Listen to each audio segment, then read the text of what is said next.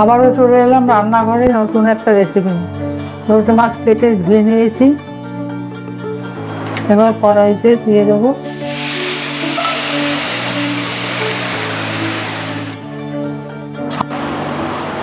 হালকা জল, দিয়ে দেবো,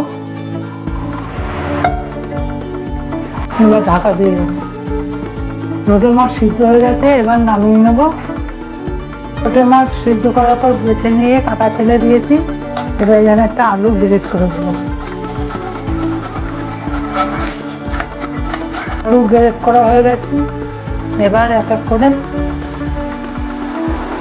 পেঁয়াজ কুচি, লঙ্কা কুচি, টমেটো কুচি, ধনে পাতা কুচি,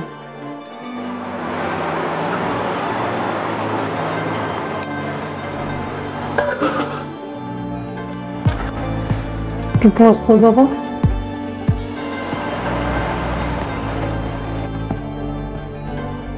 হলুদ দেবো,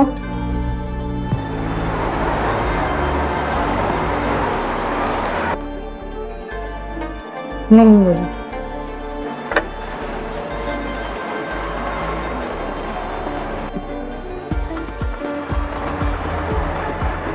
এবার চালু এগুলোই দিয়ে দেবো। মাখা হয়ে গেছে, এবার ভেজে নেবো। কড়াই গরম হয়ে গেছে, কড়াইতে সরষের তেল দিয়ে দেবো। এবার এক এক করে দিয়ে দেবো।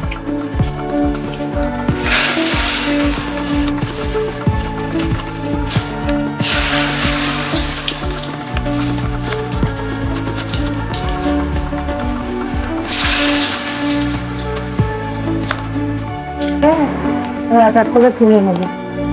এই করে আমি সবগুলো ভেজে নেবো।